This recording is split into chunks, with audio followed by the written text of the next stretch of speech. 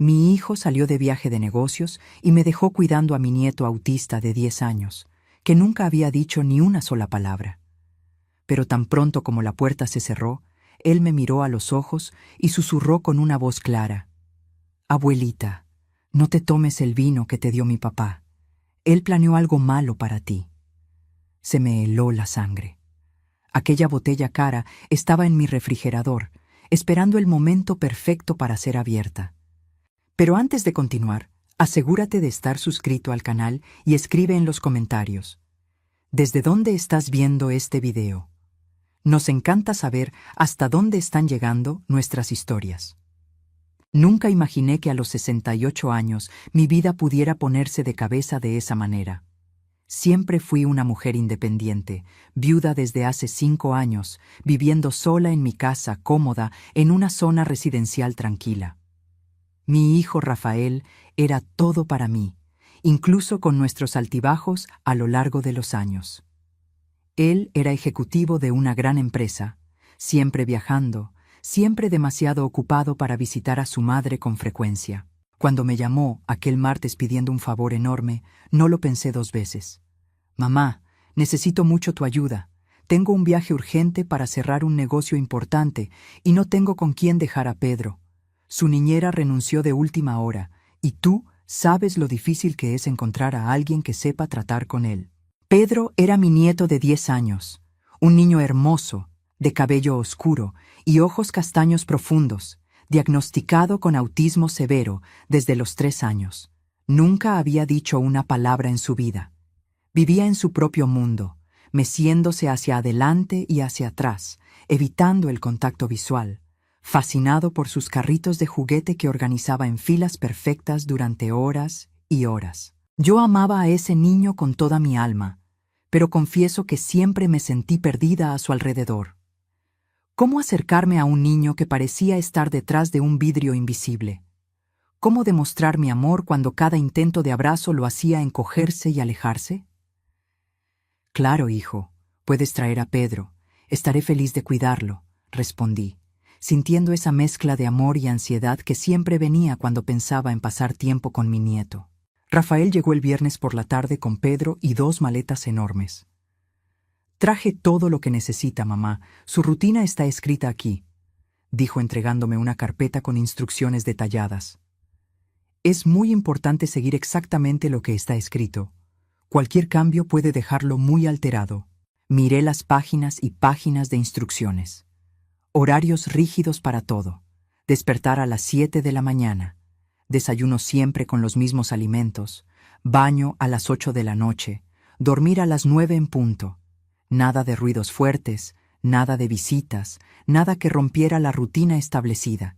«Ah, casi lo olvido», dijo Rafael volviendo al coche. Regresó cargando una botella de vino en una caja elegante. «Compré esto para ti, mamá. Es un vino francés carísimo que sé que te va a encantar. Guardé una sorpresa especial para que celebremos cuando vuelva, pero puedes abrirla cuando quieras durante la semana. Te lo mereces». Me quedé sorprendida. Rafael nunca había sido de tener gestos así de generosos. Solía darme regalos en Navidad y en mi cumpleaños, siempre cosas prácticas y sin mucho afecto. Un vino caro parecía fuera de lo común para él. «Qué gentileza la tuya, hijo», dije tomando la caja. La botella era pesada y la etiqueta estaba en francés, con un escudo dorado. Parecía realmente cara. «Usted se merece lo mejor», dijo con una sonrisa que no llegó a sus ojos. «Disfruta la semana con Pedro. Voy a estar fuera por 7 días. Cualquier cosa, márcame». Después de más instrucciones sobre la medicación de Pedro, los números de emergencia y sus preferencias alimenticias, Rafael finalmente se fue.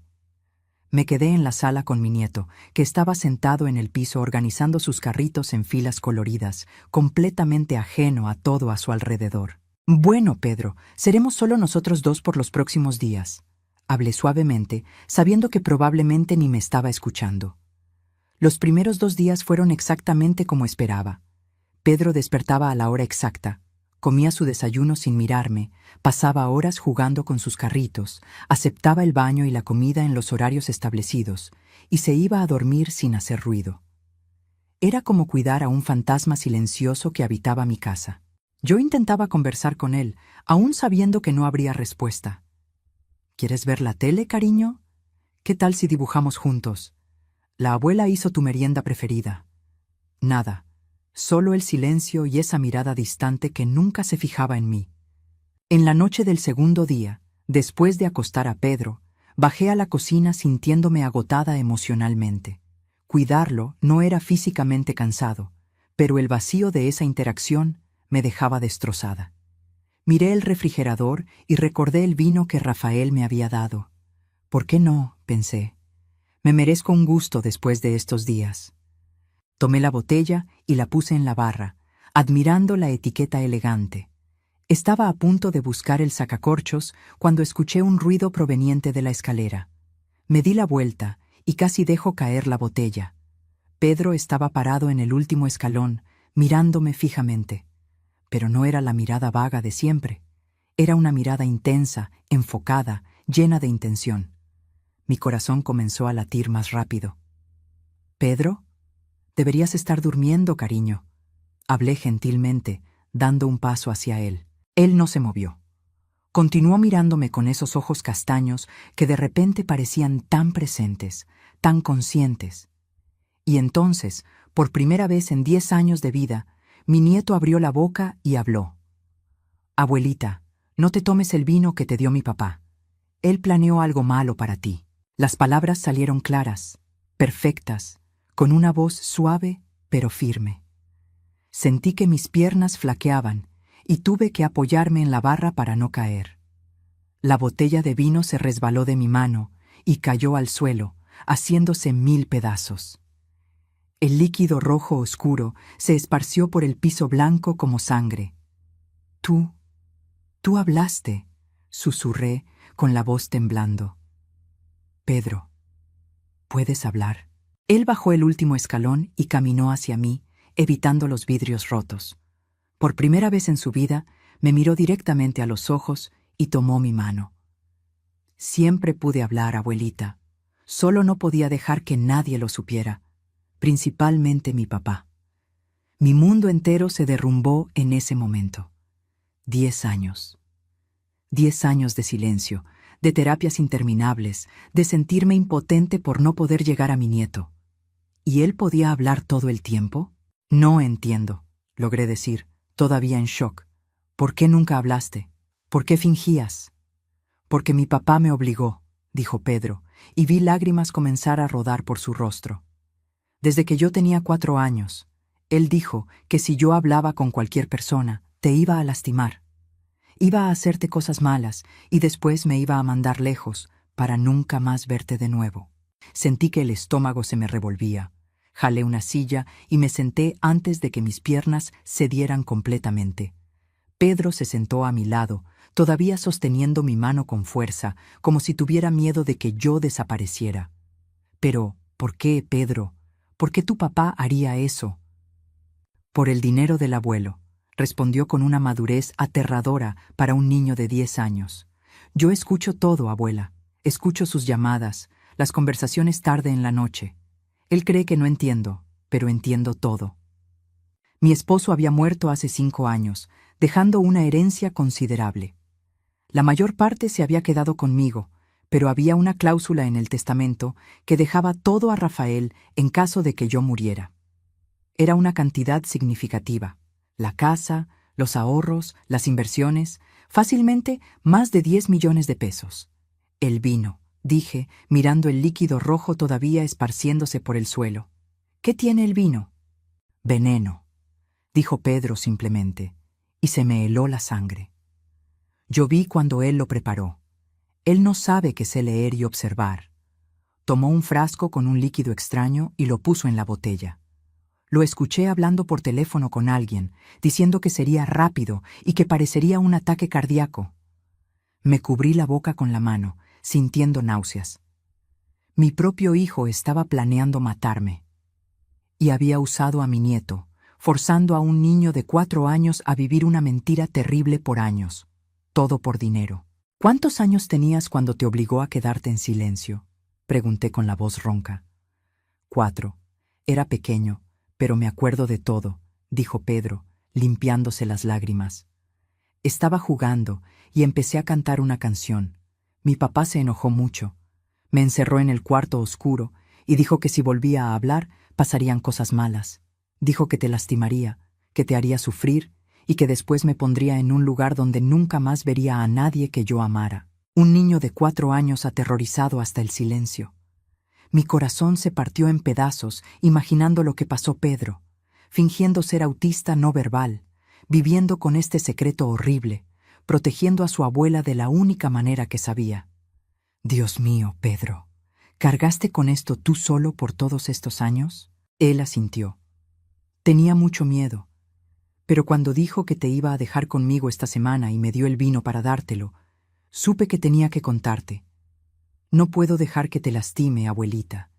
Eres la única persona que me mira con amor de verdad, incluso creyendo que yo no me doy cuenta. Abracé a mi nieto por primera vez, y en vez de encogerse como siempre hacía, se acurrucó en mí y lloró.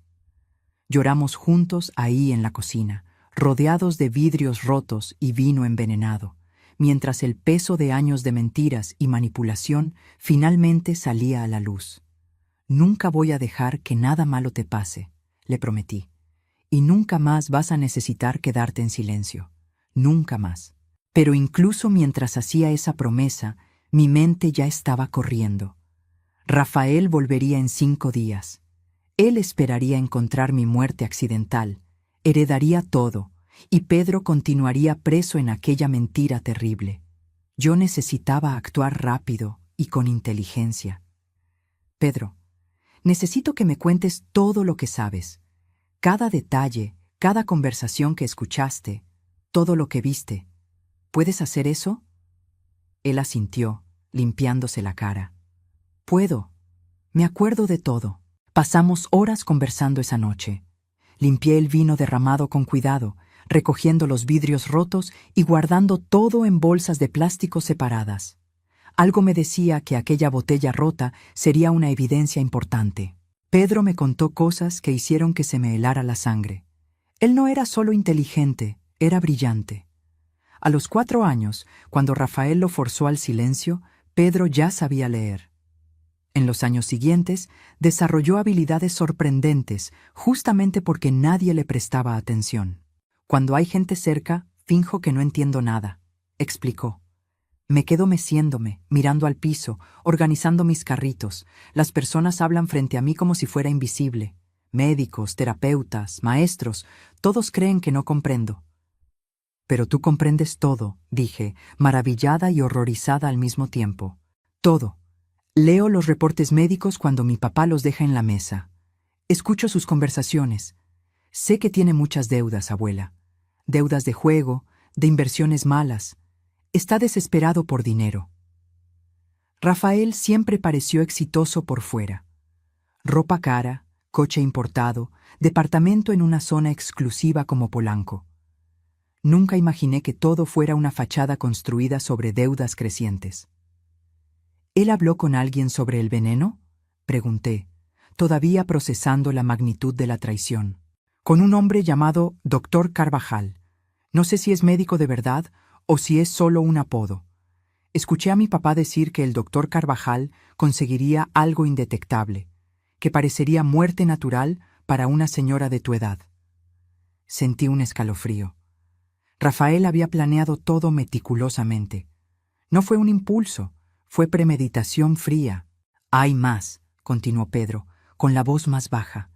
Él ha estado investigando sobre autismo y sobre cómo las personas autistas no son testigos confiables. Lo leí en su computadora. Se está preparando por si alguien sospecha algo. Va a decir que soy un niño con discapacidad mental severa y que cualquier cosa que yo diga no tiene valor. La profundidad de la maldad de mi hijo era difícil de procesar. No solo me estaba matando por dinero, sino que había transformado a su propio hijo en una herramienta y en una garantía contra las consecuencias. Pedro, ¿hay algo más que no me hayas contado?, pregunté gentilmente. Cualquier detalle puede ser importante. Él dudó, mordiéndose el labio. Hay documentos. Mi papá guarda papeles en una carpeta azul en su despacho. Ya los leí cuando él sale. Tiene anotaciones sobre ti, sobre tu salud, sobre el testamento del abuelo. Y tiene planes. ¿Qué tipo de planes? Planes sobre qué hacer después. Cómo va a fingir estar destrozado con tu muerte. Cómo va a organizar el funeral. Hasta ensayó lo que le va a decir a la gente, dijo Pedro, y sus ojos se llenaron de lágrimas nuevamente. Hay una nota que dice: asegurar que el niño continúe silencioso. Métodos más permanentes si es necesario. Se me heló la sangre. Rafael estaba considerando hacer algo permanente con Pedro si creía que el secreto estaba en riesgo. Él nunca te va a lastimar, prometí, jalando a mi nieto cerca. No lo voy a permitir, pero necesitamos ser muy listos sobre cómo manejar esto. Miré el reloj. Era casi medianoche. Teníamos 5 días hasta que Rafael volviera. 5 días para reunir pruebas, hacer un plan y asegurar que mi hijo enfrentara las consecuencias de sus actos sin poner a Pedro en peligro. Primera cosa, dije, vas a seguir fingiendo. Cuando estemos solos, puedes hablar conmigo, pero si alguien viene aquí, necesitas volver a ser el Pedro que todos conocen. ¿Puedes hacer eso? Hago eso desde hace 6 años, abuela, dijo con una tristeza que me partió el corazón. Puedo continuar por unos días más. Segundo, vamos a documentar todo. Voy a conseguir grabar las conversaciones de tu papá si él llama. Voy a fotografiar esos documentos que mencionaste. Y vamos a guardar este vino como evidencia. Pedro asintió. Puedo ayudar. Sé usar la computadora, el celular, todo. La gente subestima a los niños autistas. Creen que no podemos hacer nada. Pasé el resto de esa noche haciendo un plan. Llamé a mi abogado de confianza, el licenciado Enrique, dejando un mensaje diciendo que necesitaba hablar urgentemente sobre actualizar mi testamento. También llamé a mi doctora, la doctora Almeida, agendando una consulta de emergencia. Cuando salió el sol, Pedro estaba durmiendo en el sofá, agotado emocionalmente. Lo cubrí con una manta y me quedé observando a aquel niño extraordinario que había sido forzado a vivir una mentira terrible por tanto tiempo. Rafael iba a pagar por lo que hizo, no solo por intentar matarme, sino por robar años de la infancia de su propio hijo, por transformarlo en una herramienta y mantenerlo prisionero del silencio a través del miedo. A las 9 de la mañana, Rafael llamó. Forcé mi voz para sonar normal y alegre. «Hola, hijo. ¿Cómo va el viaje?» «Todo excelente, mamá. ¿Cómo está Pedro?» «Como siempre, calladito, jugando con sus carritos. Está todo bajo control». «¿Abrió el vino que le di?», preguntó, y pude detectar una ansiedad mal disimulada en su voz. «Todavía no. Lo estoy guardando para una ocasión especial». Mentí suavemente, observando a Pedro despertar en el sofá y mirarme atentamente. Hubo una pausa. «No necesita esperar, mamá. Es para que usted lo disfrute durante la semana. Ábralo hoy en la noche. Relájese un poco. Usted se lo merece». La insistencia era perturbadora. Él estaba ansioso de que yo bebiera pronto. «Tal vez lo abra hoy, sí. Gracias de nuevo por la gentileza, hijo». Después de colgar, Pedro vino hacia mí. ¿Estaba nervioso? Sí, ansioso de que beba el vino. «Quiere que parezca accidental pronto, antes de que alguien pueda intervenir», dijo Pedro con aquella madurez aterradora. «Leí sobre venenos. Los que actúan rápido causan síntomas que pueden confundirse con problemas cardíacos, principalmente en personas mayores». ¿Cómo un niño de 10 años sabía tanto sobre venenos? Pero entonces recordé que Pedro pasó años leyendo todo lo que estaba a su alcance, aprendiendo solo, observando el mundo con una inteligencia que nadie percibía. «Vamos a empezar a reunir pruebas», dije. «Primero, necesito ir al departamento de tu papá». Pedro me miró sorprendido. «¿Cómo vamos a entrar?» «Tengo una llave de repuesto. Tu papá me la dio hace años para emergencias. Él no se acuerda, pero yo todavía la tengo». 2 horas después, estábamos en el departamento de Rafael. El lugar era lujoso pero frío, decorado para impresionar pero sin alma. Pedro me guió directo al despacho. «La carpeta azul está en ese cajón», señaló. «Tiene contraseña electrónica». «¿Te sabes la contraseña?» «Claro. Mi papá usa la misma para todo, su fecha de nacimiento al revés. Tecleé los números y el cajón se abrió. Ahí estaba la carpeta azul, llena de documentos que probarían la premeditación de Rafael. Tomé foto de cada página. Había anotaciones sobre mi rutina, sobre cuándo solía estar sola, sobre mi salud cardíaca. Tenía hasta una copia de mi testamento con cálculos en los márgenes sobre cuánto heredaría. Pero el documento más perturbador era uno que tenía el título Plan de Acción. Era un paso a paso detallado de cómo Rafael pretendía matarme y salir impune. La frialdad de las anotaciones era aterradora. Etapa 1. Administrar sustancia vía vino premium. La víctima aprecia los buenos vinos y no desconfiará. Etapa 2. Esperar 48-72 horas para síntomas. Etapa 3. Descubrir el cuerpo. Mostrar shock convincente. Etapa 4. El médico declarará ataque cardíaco natural. Etapa 5. Funeral rápido. Cremación para evitar exámenes posteriores. Mis manos temblaban fotografiando aquello. Mi propio hijo había escrito eso. Había planeado mi muerte como si fuera un proyecto de trabajo. «Hay más», dijo Pedro, señalando otro cajón. «Ahí guarda los estados de cuenta bancarios que esconden las deudas». Fotografié todo. Deudas de casinos en línea, préstamos con intereses absurdos, inversiones desastrosas. Rafael estaba hundido en casi 5 millones de pesos de deudas. Mi herencia sería apenas lo suficiente para salvarlo. «Abuela, mira esto». Pedro sostenía un sobre. Adentro había un recibo de pago para Dr. Carvajal, servicios consultivos especializados.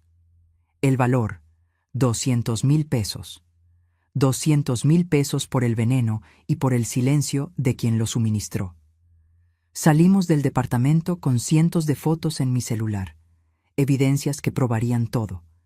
Pero aún necesitábamos una cosa más: el propio veneno. Cuando volvimos a mi casa, comencé a investigar sobre venenos indetectables. Descubrí que muchos de ellos solo podían ser identificados en pruebas toxicológicas específicas, si el forense sabía exactamente qué buscar. Si Rafael había planeado hacerlo parecer un ataque cardíaco, probablemente el veneno elegido causaría síntomas cardiovasculares.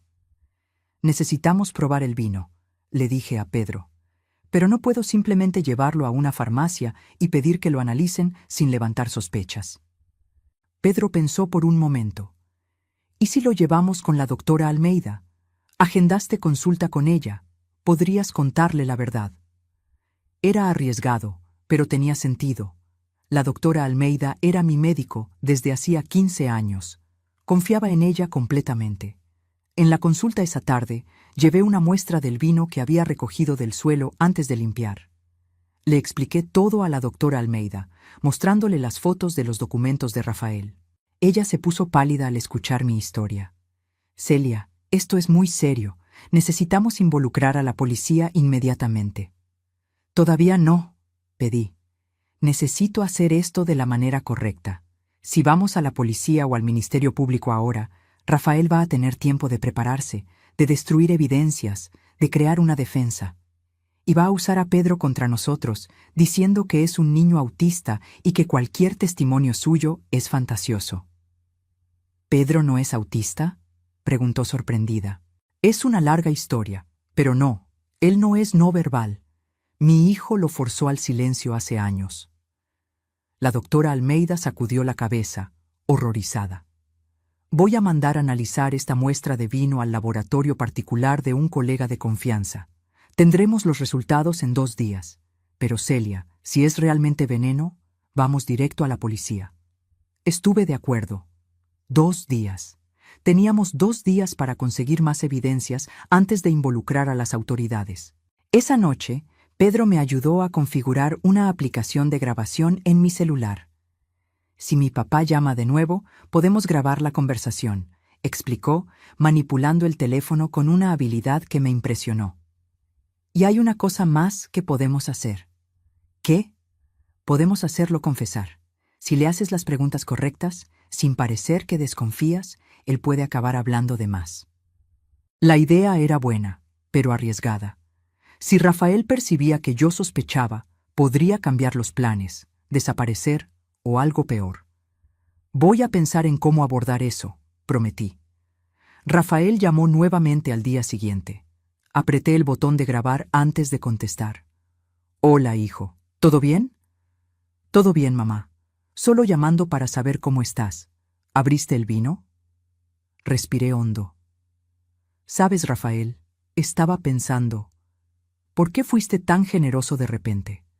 No es propio de ti gastar tanto dinero en mí. Hubo una pausa. ¿No puedo ser gentil con mi madre? Puedes, claro. Solo me pareció inusual. ¿Andas bien económicamente? ¿No tienes problemas? ¿Por qué preguntas eso? Intuición de madre. Te has visto estresado últimamente. Si necesitas ayuda, puedes contarme. Tú sabes. Otra pausa, más larga. Mamá, estoy bien. Solo quise tener un gesto bonito. ¿Va a abrir el vino o no? La insistencia era cada vez más clara.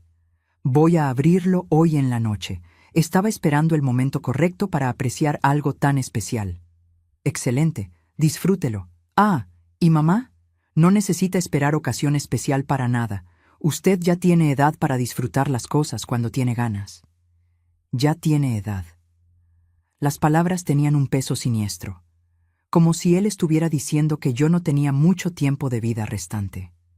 Después de que colgué, Pedro escuchaba la grabación conmigo. Está nervioso, observó. Tiene miedo de que no bebas. O tal vez esté impaciente por heredar pronto, respondí amargamente. Los resultados del laboratorio llegaron al día siguiente. La doctora Almeida me llamó con voz seria. Celia, el vino contiene una sustancia llamada aconitina. Es un veneno derivado de la planta acónito, extremadamente tóxico. En una dosis como la que estaba en esa botella, causaría un paro cardíaco en cuestión de horas. Y lo peor, sin pruebas específicas, pasaría desapercibido en una autopsia estándar. El médico declararía muerte natural por ataque cardíaco. Sentí que el estómago se me revolvía. Era real. Mi hijo realmente quería matarme. Necesita ir a la policía ahora, insistió la doctora Almeida. Tengo el dictamen aquí. Es evidencia concreta. Un día más, pedí. Solo un día más. Rafael vuelve mañana. Quiero que él se entregue solo. ¿Cómo? Miré a Pedro, que estaba escuchando todo con esos ojos inteligentes. Tengo un plan, pero va a exigir que yo sea una buena actriz. Pasé el resto del día preparando todo. Llamé al licenciado Enrique, mi abogado, y le conté toda la historia. Él se quedó en shock, pero aceptó ayudarme. Voy a preparar documentos de cambio de testamento, dijo. Y voy a estar presente mañana con un notario y agentes cuando confrontes a Rafael. Necesitamos garantizar que todo se haga legalmente y que las pruebas sean admisibles. También llamé a 2 amigas cercanas, Leticia y Marisa, pidiendo que vinieran a mi casa al día siguiente. Ellas no sabían los detalles, pero aceptaron estar ahí. ¿Va a ser como una emboscada?, preguntó Pedro. Más o menos. Tu papá va a llegar esperando encontrar una escena, pero va a encontrar otra completamente diferente. Esa noche ensayé con Pedro todo lo que necesitaba hacer. Él tendría que fingir ser autista no verbal frente a todos hasta el momento exacto en que yo le diera la señal. Entonces, él podría hablar y contar su versión de la historia. Ya no tengo miedo, abuela, dijo Pedro antes de dormir.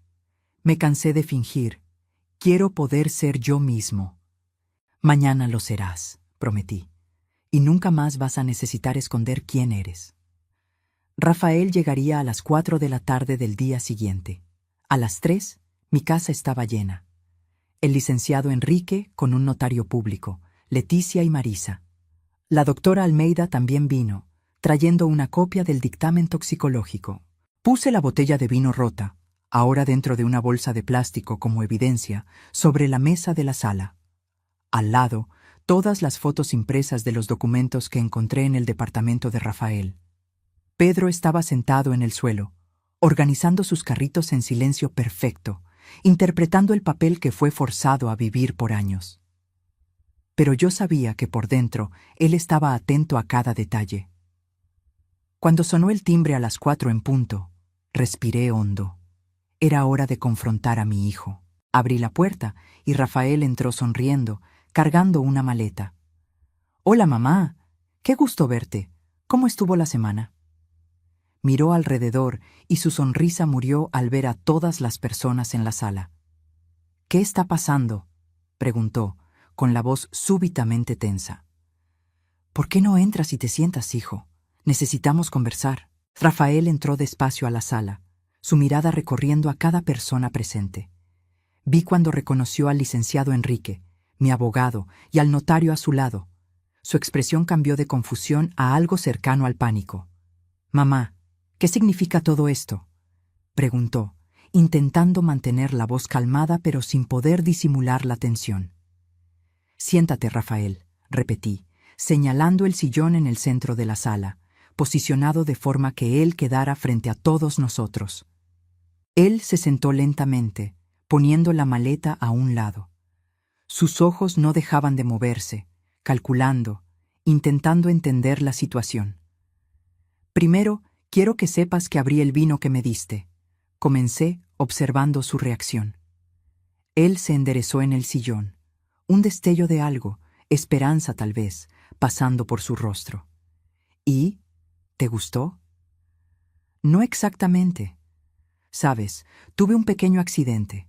Dejé caer la botella y se rompió en el piso de la cocina», continué, viendo el color irse de su rostro.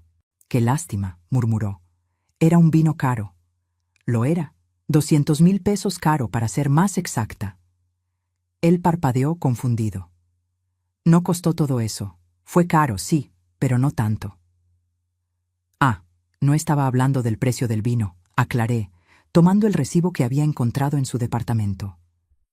«Estaba hablando del precio que le pagaste al doctor Carvajal por sus servicios consultivos especializados». El silencio que cayó en la sala fue ensordecedor. Rafael se puso blanco como el papel.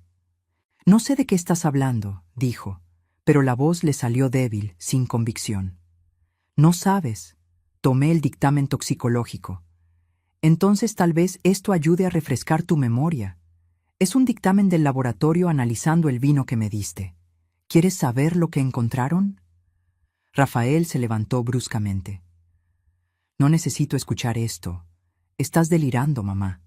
Tal vez sea la edad, tal vez sea...» «Aconitina», interrumpí, leyendo del documento. «Veneno extraído de la planta acónito, letal en pequeñas dosis. Causa paro cardíaco que puede ser fácilmente confundido con muerte natural, principalmente en mujeres de mi edad». Él se tambaleó, apoyándose en el sillón. «Eso es absurdo. Alguien debió haber adulterado la botella. Yo nunca...» «Rafael, encontré tus documentos», dije, apilando las fotos impresas en la mesa. El plan detallado, las anotaciones sobre mi rutina, los cálculos sobre la herencia, todo. Mi hijo miró las fotos y después a mí. Vi el momento exacto en que se dio cuenta de que estaba acorralado. Sus facciones se endurecieron. «Invadiste mi departamento», acusó. «Esas evidencias fueron obtenidas ilegalmente». «Usé la llave que tú mismo me diste hace años para emergencias», respondí tranquilamente. «Y eso es irrelevante frente al hecho de que intentaste asesinarme». «No tienes pruebas de nada», gritó, perdiendo la compostura. «Son solo documentos que pueden significar cualquier cosa, y un análisis de vino que pudo haber sido contaminado por cualquier persona». «Tienes razón», estuve de acuerdo. «Solas, esas evidencias tal vez no fueran suficientes, pero hay una cosa más». Le hice una señal a Pedro. Mi nieto dejó de jugar con los carritos y se levantó. Rafael ni lo miró, enfocado en mí. «Pedro tiene algo que decir», anuncié. «Mamá, el niño es autista. Él no habla. Estás realmente delirando». «Hola, papá», dijo Pedro claramente, y Rafael se giró tan rápido que casi se cae. «¿Qué...?» Él respiraba con dificultad, mirando a su hijo como si viera un fantasma. «Puedo hablar», continuó Pedro, caminando hasta quedar a mi lado. «Siempre pude. Tú lo sabes. Tú me forzaste a quedarme en silencio desde que yo tenía 4 años». Rafael sacudió la cabeza frenéticamente. «No, eso no es posible. Él es...» Él tiene autismo severo. Los médicos confirmaron... Los médicos confirmaron basados en tus mentiras y en mi actuación forzada, respondió Pedro con una calma impresionante. Tú me amenazaste. Dijiste que si hablaba, ibas a lastimar a la abuela y a mandarme lejos para siempre. Él está mintiendo, gritó Rafael señalando a su hijo. Alguien le enseñó a decir eso. Esto es manipulación. Rafael, habló el licenciado Enrique por primera vez, su voz grave y autoritaria. Sugiero que dejes de incriminarte aún más. Ya tenemos evidencia suficiente para procesos penales y civiles. ¿Procesos?, rió Rafael amargamente. ¿Basados en qué? ¿En el testimonio de un niño que fingió ser autista toda la vida? Qué conveniente que empiece a hablar justamente ahora. Basados en intento de homicidio con premeditación, respondió el licenciado Enrique. Abuso infantil, fraude, y probablemente más acusaciones que van a surgir conforme investiguemos más a fondo. Fue cuando Pedro dio el golpe final. Yo te grabé, papá. Rafael se congeló. ¿Qué? Te grabé hablando por teléfono con el doctor Carvajal. Sé usar tu celular. Usas la misma contraseña para todo. Logré acceder y copié los mensajes también. Las conversaciones sobre el veneno, sobre cómo sería indetectable, sobre cuánto ibas a pagar. Está todo aquí. Pedro sacó una memoria USB del bolsillo. Copié todo y se lo mandé a la abuela por correo también, por si intentabas destruirlo.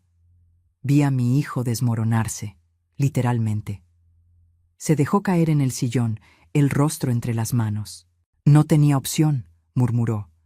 Las deudas, ellos me iban a matar. Gente peligrosa, necesitaba el dinero. ¿Entonces la solución fue matar a tu propia madre?, pregunté, la voz temblando de emoción contenida. ¿Y transformar a tu hijo en una herramienta y en una víctima?, añadió la doctora Almeida, hablando por primera vez. Rafael alzó el rostro y vi lágrimas bajando. Perdón, mamá, perdón de verdad. Yo no quería... Yo estaba desesperado. ¿Desesperado lo suficiente para planear meticulosamente durante meses?, repliqué, tirando las fotos de los documentos frente a él. Esto de aquí no es desesperación, Rafael. Esto es premeditación fría. Calculaste todo. Hasta ensayaste lo que ibas a decir en mi funeral. Él miró los papeles y cerró los ojos. ¿Qué va a pasar ahora?, preguntó en voz baja. Ahora, se adelantó el licenciado Enrique, tienes dos opciones. Podemos ir a la policía inmediatamente y dejar que la justicia penal siga su curso, o puedes cooperar.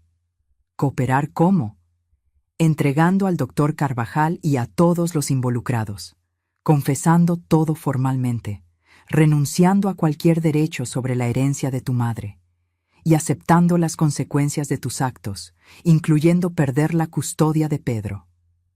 Rafael miró a su hijo. Pedro, no, dijo Pedro firmemente. Tú no eres mi papá de verdad. Un papá no hace lo que tú hiciste, con nadie, mucho menos con su propia mamá y su propio hijo. La madurez y el dolor en las palabras de aquel niño de 10 años me partieron el corazón.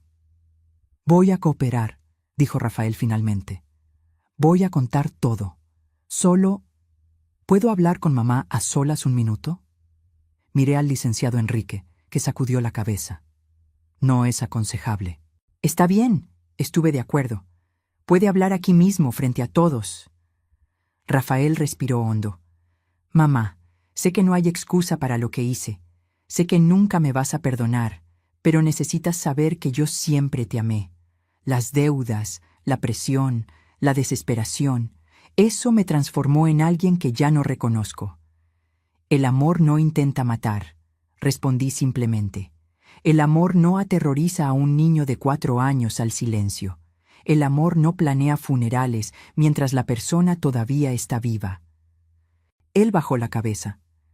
Hay una cosa más que necesitas saber, continué. Ya cambié mi testamento. Tú no heredas nada más de mí. Todo va para Pedro, administrado por un fideicomiso hasta que él cumpla 25 años. Nunca más vas a tener acceso a un centavo mío. Vi la realidad final golpearlo. No solo había perdido a su madre y a su hijo, sino también el dinero que tanto codiciaba. Y sobre la custodia, añadí, ya metí los papeles para tener la guardia total de Pedro. Vas a firmar la transferencia voluntariamente. Es parte del acuerdo. ¿Y si no firmo? Entonces vamos a exponer todo en un tribunal público, respondió el licenciado Enrique.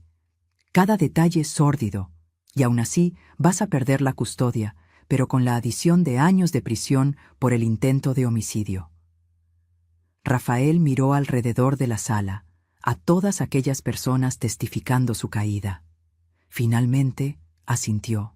Voy a firmar lo que sea necesario. El notario se adelantó con los documentos ya preparados.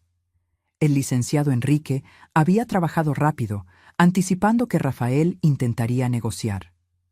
Mientras mi hijo leía y firmaba papel tras papel, transfiriendo la guardia de Pedro a mí y renunciando a cualquier derecho sobre mi herencia, observé al niño a mi lado.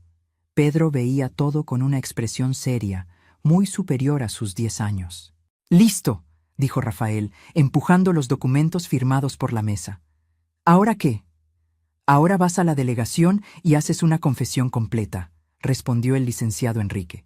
«Voy a acompañarte personalmente para asegurar que quede registrado correctamente». «¿Voy a ir a la cárcel?» Su voz salió pequeña, asustada. «Probablemente sí, eventualmente. Pero con tu cooperación total, identificando al doctor Carvajal y a cualquier otro involucrado, tal vez consigas una reducción de pena. Depende del fiscal». Rafael se levantó lentamente. Miró a Pedro una vez más. «Hijo, yo...» «No», interrumpió Pedro. «No puedes llamarme hijo ahora. Perdiste ese derecho». Vi a Rafael tragar en seco, intentando contener las lágrimas. Parte de mí, una parte muy pequeña, sintió pena por él, pero la mayor parte sentía solo rabia y tristeza por lo que se había convertido. «¿Puedo despedirme de él?», preguntó Rafael. «No», respondí antes de que el licenciado Enrique pudiera hablar. «Ya causaste suficiente daño. No te vas a acercar a Pedro nunca más, a no ser que sea en un ambiente legal controlado, si él mismo quiere cuando sea más grande». Mis amigas Leticia y Marisa, que se habían quedado en silencio testificando todo, vinieron hacia mí. Leticia tomó mi mano. «Celia, fuiste muy valiente», dijo suavemente.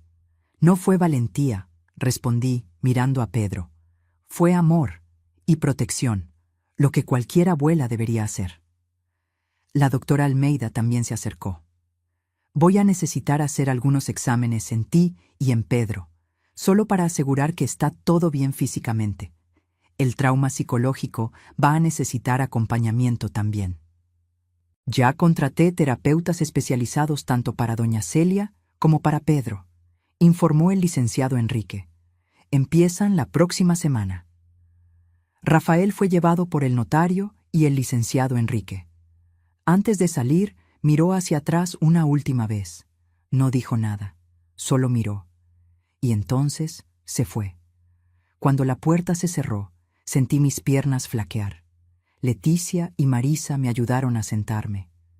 «Se acabó», murmuré. «Realmente se acabó». Pedro vino a acurrucarse en mi regazo, algo que nunca había hecho antes por causa de la fachada que mantenía. «Abuelita, ¿puedo llorar ahora?» «Puedes, mi amor. Podemos llorar juntos». Y lloramos. Por los años perdidos, por el trauma, por la traición. Pero también lloramos de alivio, porque finalmente todo había terminado. En las semanas siguientes, la historia se volvió titular local. «Hijo intenta envenenar a madre por herencia» estaba en todos los periódicos. El doctor Carvajal fue arrestado, junto con otras 2 personas involucradas en el esquema de suministro de venenos. Rafael confesó todo, con lujo de detalles. Las deudas de juego habían comenzado hace 3 años. Primero fueron préstamos pequeños, después mayores. Cuando los prestamistas comenzaron a amenazarlo, entró en pánico y comenzó a buscar soluciones desesperadas. La idea de matarme por la herencia surgió hace 1 año. Al principio, rechazó el pensamiento, pero conforme las amenazas se ponían más serias y las deudas crecían, la idea se fue volviendo menos absurda en su cabeza, hasta que finalmente cruzó la línea. En cuanto a Pedro, La revelación de que no era realmente autista no verbal causó sensación. Los psicólogos infantiles quedaron fascinados por el caso. ¿Cómo un niño tan pequeño había logrado mantener la fachada por tanto tiempo? ¿Cuánto daño causó eso? La terapeuta de Pedro, la doctora Silvana, trabajó conmigo para entender la extensión del trauma. Él desarrolló mecanismos de protección extraordinarios, explicó en una de nuestras sesiones. Pero el costo fue inmenso. Años cruciales de desarrollo social se perdieron. ¿Se va a recuperar?, pregunté angustiada. Con tiempo, apoyo y mucho amor, sí. Pedro es resiliente, pero va a cargar cicatrices emocionales por el resto de su vida. Comencé a ver esas cicatrices en las semanas siguientes. Pedro tenía pesadillas frecuentes. Despertaba gritando, creyendo que lo estaban mandando lejos. Tenía momentos de pánico cuando escuchaba voces masculinas fuertes, recordándole las amenazas de su padre. Pero también vi progresos. Por primera vez, estaba haciendo amigos. Niños de la colonia venían a jugar. Al principio, Pedro no sabía cómo interactuar. Años fingiendo ser no verbal lo dejaron sin práctica en las interacciones sociales normales. Pero estaba aprendiendo, riendo, siendo niño por primera vez. 3 meses después de la confrontación, recibí una carta de la prisión. Era de Rafael. El licenciado Enrique me llamó antes de que llegara. Doña Celia, su hijo, mandó una carta. No está obligada a leerla si no quiere. Lo pensé mucho antes de abrirla. Pedro estaba en la escuela, así que estaba sola cuando finalmente rasgué el sobre. La carta era larga, escrita a mano con la caligrafía de Rafael que yo conocía tan bien. Él pedía disculpas, repetidas veces. Explicaba cómo había caído tan bajo, cómo la desesperación había nublado cualquier sentido moral. Decía que pasaba los días en la prisión pensando en todo lo que había perdido. Pero fue el final de la carta lo que me hizo llorar. Mamá, sé que nunca me vas a perdonar, ni pido eso, pero necesito que sepas una cosa. Cuida bien a Pedro. Él es especial, siempre lo fue. Incluso cuando lo forcé al silencio, siempre supe que era brillante. Protégelo, dale el amor y la libertad que nunca le di. Y si un día, años en el futuro, él quiere conocerme de nuevo, voy a aceptar cualquier elección que él haga. Con amor y arrepentimiento eterno, Rafael. Guardé la carta en un cajón. Tal vez un día se la mostraría a Pedro. Tal vez no. Dependería de él, de cuándo estuviera listo para procesar todo. El juicio de Rafael fue rápido. Con la confesión completa y la cooperación identificando a toda la red de proveedores de veneno, recibió una sentencia de 12 años por intento de homicidio calificado. Podría pedir libertad condicional en 8.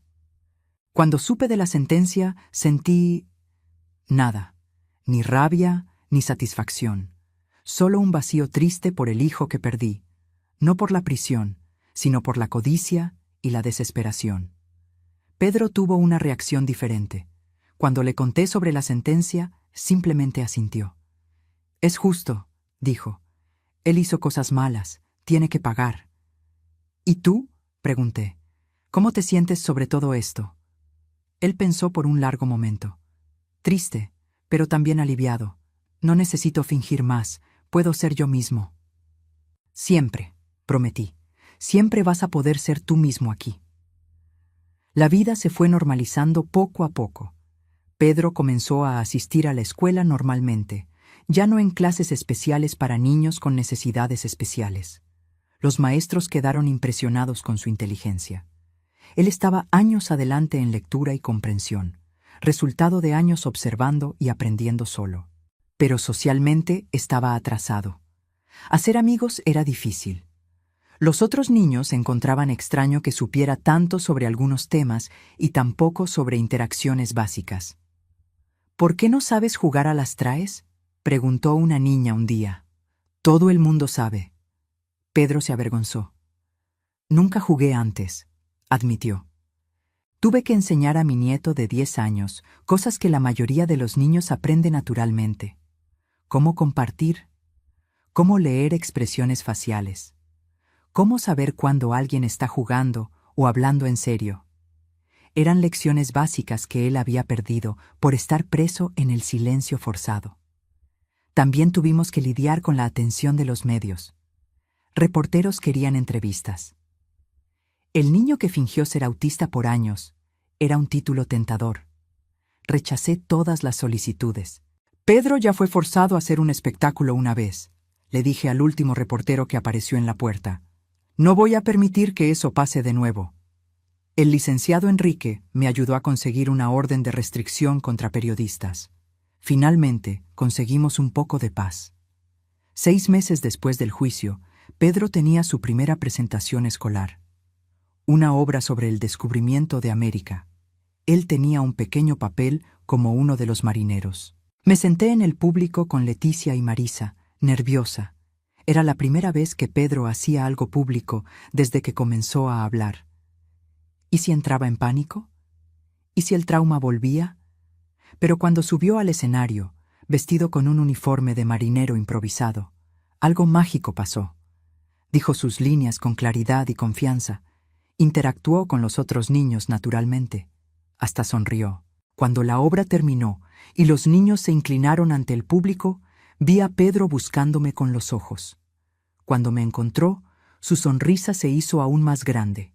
Lloré de orgullo. Mi nieto, que había pasado años en silencio forzado, estaba finalmente encontrando su voz de verdad. Después de la presentación, varias mamás vinieron a hablar conmigo. La historia de Pedro era conocida, pero la mayoría tenía el buen sentido de no mencionarla directamente. Su nieto es muy talentoso, dijo una de ellas. Mi hija Sofía habla mucho de él. ¿Son amigos? Miré hacia donde Pedro estaba riendo con un grupo de niños, incluyendo a una niña de cabello rizado que debía ser Sofía. Creo que sí, respondí, sintiendo que mi corazón se calentaba. Creo que está haciendo amigos. En la noche, mientras Pedro se preparaba para dormir, conversamos sobre el día. Me gustó estar en el escenario, dijo. Fue extraño al principio, tener a todo el mundo mirándome, pero después me acostumbré. Estuviste maravilloso, garanticé. Estoy muy orgullosa. ¿Abuela? Dijo, la voz poniéndose más seria. ¿Crees que mi papá está orgulloso de mí? La pregunta me tomó desprevenida. ¿Por qué estás pensando en él? No sé. Solo, a veces pienso, si está bien, si piensa en mí. Me senté en la orilla de su cama. Estoy segura de que piensa en ti todos los días, y estoy segura de que está orgulloso, aunque sea de lejos. Pero hizo cosas malas. Hizo sí, cosas terribles, pero eso no significa que nunca te amó. Solo significa que su amor fue imperfecto, confuso, mezclado con otras cosas malas. Pedro pensó sobre eso. Creo que entiendo. ¿Es como cuando amamos a alguien pero todavía estamos enojados con ellos? Exactamente así. ¿Entonces puedo amar a mi papá y todavía estar enojado con él por haberme lastimado? Puedes sí, mi amor. Los sentimientos son complicados, no necesitan tener sentido completo. Pareció aliviado con el permiso para tener emociones contradictorias. 1 año después de la confrontación, recibí otra carta de Rafael. Esta vez, no era para mí, era para Pedro. El licenciado Enrique me orientó a no entregarla directamente sin pasar por usted primero. Le expliqué al abogado por teléfono. ¿Qué debo hacer? Léala primero, vea si es apropiada. Si lo es, presente la opción a Pedro. Deje que él decida si quiere leerla o no. La carta de Rafael para su hijo era diferente a la que me había mandado a mí. No tenía excusas o explicaciones. Era solo un padre hablando con su hijo. Rafael contaba sobre la vida en la prisión, sobre las clases que estaba tomando, intentando terminar una carrera que había abandonado años atrás, sobre los libros que estaba leyendo, sobre cómo pensaba en Pedro todos los días. Él no pedía perdón, no pedía una visita, solo compartía su vida de la manera que un padre haría en una carta normal para su hijo. Le mostré la carta a la doctora Silvana primero. ¿Es seguro mostrarle esto? Ella leyó cuidadosamente. No veo nada perjudicial aquí. De hecho, puede ser benéfico. Pedro tiene asuntos no resueltos con el padre. Esto puede ser un paso para procesarlos. Esa noche me senté con Pedro. Tu papá te mandó una carta. No necesitas leerla si no quieres, pero está aquí si quieres. Él miró el sobre por un largo momento. ¿Puedo leerla después? ¿Cuando esté listo? Claro, la voy a dejar aquí en tu cajón. Tú decides cuándo y si quieres leerla. Le tomó 3 semanas mencionar la carta nuevamente. La leí, dijo simplemente durante el desayuno. ¿Y? Fue extraña. Habló sobre cosas normales, como si fuéramos una familia normal. Ustedes fueron una familia, aunque complicada. Preguntó si quiero escribirle de vuelta. Se me apretó el estómago. ¿Y tú quieres? Pedro movió el cereal pensativo. No sé. Parte de mí quiere, pero otra parte todavía está enojada. No necesitas decidir ahora, y no importa lo que decidas, te voy a apoyar. Él asintió, pareciendo aliviado. Más de 3 semanas pasaron. Entonces, un día, encontré a Pedro en la mesa de la cocina, escribiendo. Cuando me acerqué, vi que era una carta. ¿Puedo mandarle esto? Preguntó, mostrando el papel. Leí la carta. Era corta, cuidadosa. Pedro contaba sobre la escuela, sobre la obra, sobre sus nuevos amigos. No mencionaba nada sobre el pasado o sobre el perdón. Era solo una actualización, de la manera que un hijo le escribiría a su padre. Claro que puedes mandarla, dije, sintiendo lágrimas en los ojos. No era reconciliación, tal vez nunca lo sería, pero era un paso, un pequeño paso en dirección a algún tipo de paz. 2 años pasaron desde aquella semana terrible. Pedro ahora tenía 12 años y estaba floreciendo. Continuaba brillante académicamente, pero finalmente estaba alcanzando el desarrollo social que había perdido. Tenía un grupo sólido de amigos. Sofía, la niña de la obra, se convirtió en su mejor amiga. Los dos eran inseparables, siempre juntos haciendo trabajos escolares o simplemente conversando. ¿Ella sabe de mi historia?, me preguntó Pedro un día. No sé. ¿Por qué? Porque quiero contarle, pero tengo miedo de que me tenga miedo o le parezca raro. ¿Por qué le parecería raro? Porque fingí ser autista por años, porque mi papá intentó matarte, porque toda mi vida fue una mentira hasta hace 2 años. Me senté con él. Pedro, tu vida no fue una mentira. Fuiste forzado a una situación imposible cuando eras muy pequeño para entender. Sobreviviste de la manera que pudiste. No tiene nada de raro eso. Tiene valentía. ¿Crees que deba contarle? Creo que las verdaderas amistades se construyen con honestidad. Si Sofía es realmente tu amiga, va a entender. Pero solo cuéntale cuando te sientas listo. Él le contó 2 semanas después. Vino a casa pálido y callado. ¿Cómo te fue?, pregunté. Ella lloró, dijo. Lloró mucho, pero no por creer que fuera raro. Lloró porque se puso triste por lo que pasé. ¿Y ahora? Ahora dijo que somos mejores amigos para siempre, y que cualquiera que intente lastimarme va a tener que vérselas con ella primero. Sonreí. Parece una buena amiga. Es la mejor. La relación de Pedro con su padre continuaba complicada. Intercambiaban cartas regularmente ahora. Rafael nunca pedía visitas, respetando los límites que establecimos, pero compartía su vida, sus pensamientos, su progreso. Está diferente en las cartas, observó Pedro un día. Más real, menos como el papá que yo conocía. La prisión cambia a las personas, a veces para bien, a veces para mal. ¿Crees que cambió para bien? Honestamente, no sé, solo el tiempo lo dirá. Cuando Pedro cumplió 13 años, organicé una fiesta. Por primera vez, tuvo amigos de verdad para celebrar con él. La casa estaba llena de risas y ruido de niños jugando. Leticia vino a ayudarme a servir el pastel.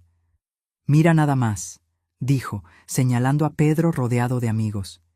¿Quién diría que hace 3 años él estaba viviendo aquella mentira terrible? Los niños son resilientes, respondí. Más de lo que imaginamos. Y las abuelas también, dijo ella, abrazándome. Tú salvaste a ese niño, Celia, de más formas que una. En la noche, después de que todos se fueron, Pedro me ayudó a limpiar. «El mejor cumpleaños de mi vida», dijo él sonriendo. «¿Mejor cómo?» «Porque por primera vez pude ser yo mismo completamente, sin fingir, sin esconder. Solo yo». Aquellas palabras valieron todo lo que pasamos. En terapia, la doctora Silvana continuaba trabajando con Pedro sobre el trauma. «Él está progresando maravillosamente», me dijo en una sesión. «Pero todavía hay trabajo que hacer, principalmente en relación a la confianza y al miedo al abandono. ¿Qué puedo hacer para ayudar? Continúe haciendo lo que ya hace, siendo constante, presente, amorosa. Es lo que él más necesita». Pedro todavía tenía pesadillas ocasionales. Todavía tenía momentos de ansiedad cuando hombres desconocidos se acercaban. Todavía se trababa cuando escuchaba discusiones fuertes, recordando las amenazas de su padre. Pero estaba aprendiendo a lidiar con eso, desarrollando mecanismos saludables de afrontamiento, creciendo a pesar del trauma. Un día, llegó a casa con un proyecto escolar.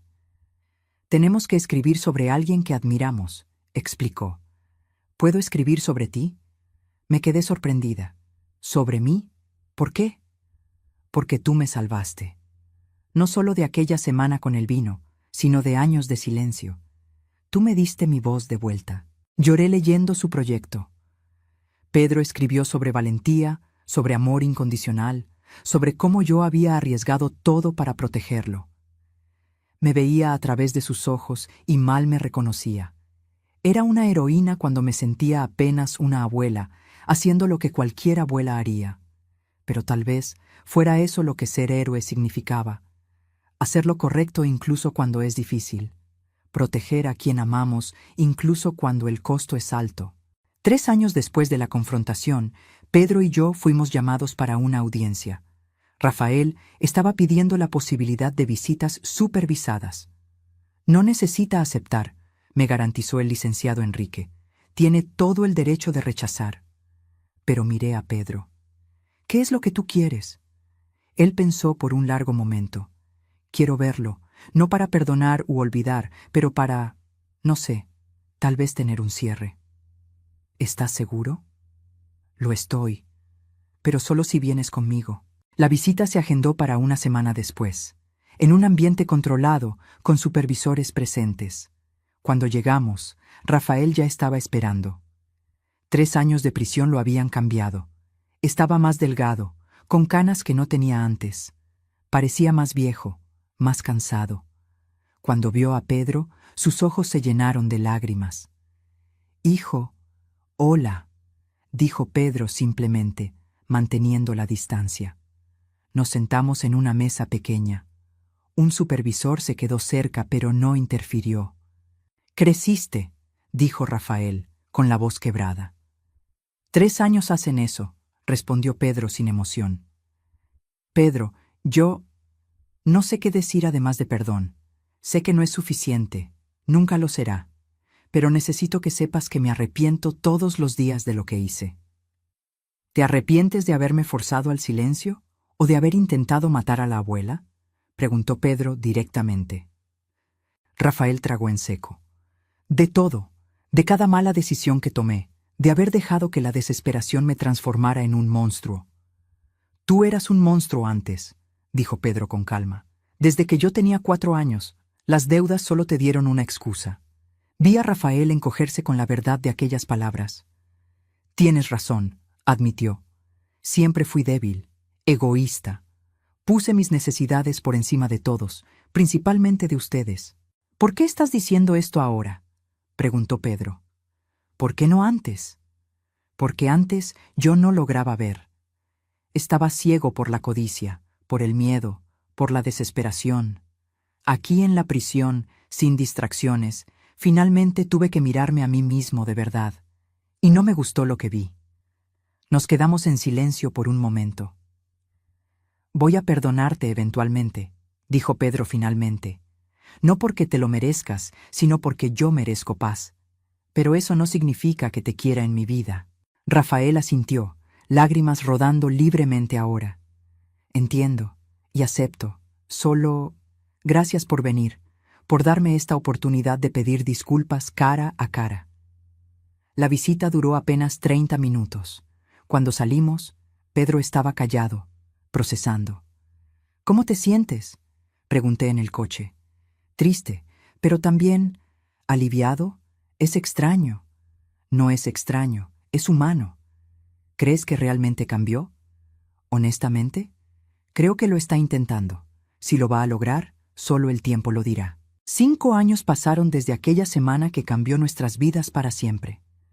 Pedro ahora tenía 15 años, un adolescente alto e inteligente, a punto de terminar la preparatoria con 2 años de anticipación. La historia del niño que fingió ser autista por años todavía era recordada ocasionalmente, pero Pedro aprendió a lidiar con la atención. Es parte de quien soy, dijo cierta vez. No puedo cambiar el pasado, solo puedo construir un futuro mejor. Y estaba haciendo exactamente eso. Había sido aceptado en varias universidades prestigiosas, con becas completas. Quería estudiar psicología, especializarse en trauma infantil. Quiero ayudar a otros niños que pasaron por lo que pasé, explicó. Niños forzados al silencio de diferentes maneras. Quiero darles voz como tú me la diste a mí. Rafael había sido liberado en libertad condicional después de 5 años, por buen comportamiento. No intentó acercarse a nosotros sin permiso. Consiguió un empleo humilde, pagando sus deudas lentamente. Ocasionalmente, él y Pedro se encontraban. No era una reconciliación completa, pero era algo. Una relación cautelosa, llena de límites claros, pero con espacio para crecer. Él está realmente diferente, me dijo Pedro después de uno de los encuentros. Más humilde, más real. ¿Eso te hace feliz? Me deja esperanzado. No sé si un día vamos a tener una relación normal de padre e hijo, pero por lo menos ya no es aquella pesadilla. En cuanto a mí, a los 73 años, finalmente encontré una paz que no sabía que me faltaba. Criar a Pedro me había dado un propósito renovado. Verlo florecer a pesar del trauma había sido la mayor alegría de mi vida. También me involucré en trabajo voluntario, ayudando a otras víctimas de abuso familiar. Mi historia se había vuelto pública, y muchas personas me buscaban pidiendo consejos o solo alguien que entendiera. Transformaste algo terrible en algo hermoso, me dijo Leticia cierta vez. Tomaste el peor momento de tu vida y lo usaste para ayudar a otros. No tuve opción, respondí. O dejaba que aquello me destruyera, o lo usaba para construir algo mejor. En una tarde de domingo, Pedro y yo estábamos en la terraza, tomando limonada y viendo la puesta de sol. Él estaba leyendo un libro de psicología, siempre estudiando, siempre aprendiendo. «Abuela», dijo de repente, marcando la página, «¿te acuerdas de aquella noche? Cuando finalmente hablé? ¿Cómo podría olvidarlo? A veces pienso en lo que habría pasado si yo no hubiera hablado, si hubiera dejado que bebieras el vino.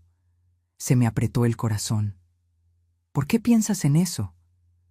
Porque me recuerda cuánto una única elección puede cambiar todo. Si yo me hubiera quedado en silencio una vez más, por miedo, habrías muerto, y yo estaría viviendo aquella mentira hasta hoy. Pero fuiste valiente, hiciste la elección correcta. Fue difícil, admitió. Estaba aterrorizado. Creía que mi papá iba a cumplir las amenazas, que te iba a perder de cualquier forma. Pero te arriesgaste aún así, porque te amo, y el amor es más fuerte que el miedo. Abracé a mi nieto, ese niño extraordinario que había enfrentado horrores que ningún niño debería enfrentar, y salió del otro lado más fuerte, más compasivo, más decidido a hacer la diferencia en el mundo. Voy a extrañarte cuando te vayas a la universidad, admití. Voy a extrañarte también, pero es solo en otra ciudad. Voy a visitar cada fin de semana que pueda. No necesitas hacerlo. Disfruta tu juventud, haz amigos, vive tu vida. Mi vida siempre va a tener espacio para ti, dijo firmemente. Tú me enseñaste que la familia no es sobre la sangre, es sobre a quién elegimos amar y proteger. Esa noche, después de que Pedro se fue a dormir, Me senté sola en la cocina donde todo había comenzado 5 años atrás. El lugar donde la botella de vino envenenado se había despedazado en el suelo. El lugar donde mi nieto había finalmente encontrado su voz. ¿Cuántas vidas caben en una vida? ¿Cuántas versiones de nosotros mismos existen? Yo era la joven madre que crió a Rafael, la esposa que perdió al marido, la abuela que creía que nunca conocería verdaderamente a su nieto. Y ahora era la matriarca que había salvado a su familia del peor tipo de traición. Todas esas versiones coexistían en mí, cada una dejando sus marcas, sus aprendizajes, sus cicatrices. Pero si pudiera volver y cambiar algo, ¿cambiaría? ¿Evitaría aquella semana terrible? La respuesta era complicada. Claro que no quería que Pedro hubiera sufrido. No quería que Rafael se hubiera convertido en quien se convirtió. Pero al mismo tiempo, aquella semana nos dio algo precioso: la verdad y la oportunidad de reconstruir sobre bases honestas. Pedro nunca habría encontrado su voz si no fuera forzado a hacer una elección imposible. Yo nunca habría descubierto la fuerza que tenía dentro de mí. Rafael nunca habría confrontado sus demonios. Eran lecciones terribles, aprendidas de la manera más difícil, pero eran lecciones verdaderas. Escuché pasos en la escalera y me di la vuelta. Pedro estaba ahí, en pijama, pareciendo más joven que sus 15 años. ¿No puedes dormir?, pregunté. Tuve una pesadilla, la antigua sobre que me mandan lejos. Las pesadillas eran raras ahora, pero todavía ocurrían ocasionalmente. Ven acá. Abrí mis brazos y él vino a acurrucarse como hacía cuando era más pequeño. Perdón por todavía tener esos sueños, murmuró. Sé que ya pasó. No necesitas disculparte por procesar trauma. Ve a tu tiempo, no hay prisa. Pero quiero superar, quiero ser fuerte. Ya eres fuerte, más fuerte que cualquier persona que conozco. Pero fuerza no significa no tener miedo o no tener pesadillas. Significa continuar incluso cuando los tienes. Nos quedamos sentados juntos en la cocina, abuela y nieto, sobrevivientes de una tormenta terrible, hasta que Pedro finalmente se relajó y comenzó a dormitar. Miré a ese niño extraordinario y sentí gratitud profunda. Gratitud por haber encontrado valor aquella noche 5 años atrás. Gratitud por haber sobrevivido. Gratitud por el tiempo que todavía tendríamos juntos. La vida nos había probado de la peor manera posible. Nos había mostrado que las personas que amamos podían traicionarnos, que los secretos podían esconderse detrás de sonrisas familiares, que el mal podía usar la máscara del amor, pero también nos había mostrado que éramos más fuertes de lo que pensábamos, que la verdad, por más dolorosa, era mejor que mentiras cómodas, que el amor real, el amor verdadero, vale la pena luchar por él. 5 años atrás, en esta misma cocina, mi vida casi terminó. Pero en vez de eso, una nueva vida comenzó. Una vida construida en honestidad, en valentía, en amor incondicional. Y si pudiera mandar un mensaje a la Celia de 5 años atrás, la mujer a punto de recibir aquella botella de vino envenenado, ¿qué le diría? Le diría que confiara en el amor, que confiara en la valentía de un niño, que confiara en que incluso en las horas más oscuras hay luz esperando del otro lado. Le diría que va a sobrevivir, que va a ser más fuerte, que va a transformar la mayor traición en una historia de redención. Pero principalmente le diría: presta atención cuando él hable, porque aquella voz, silenciada por tanto tiempo, va a cambiar todo, va a salvarlos a los dos, y va a mostrar que el amor verdadero, es más poderoso que cualquier veneno. Ahora, si te gustó esta historia, haz clic en suscribirse y dime en los comentarios qué parte te dejó con la boca abierta. Ah, y no olvides convertirte en miembro para tener acceso a videos exclusivos que no subo aquí. Te espero allá.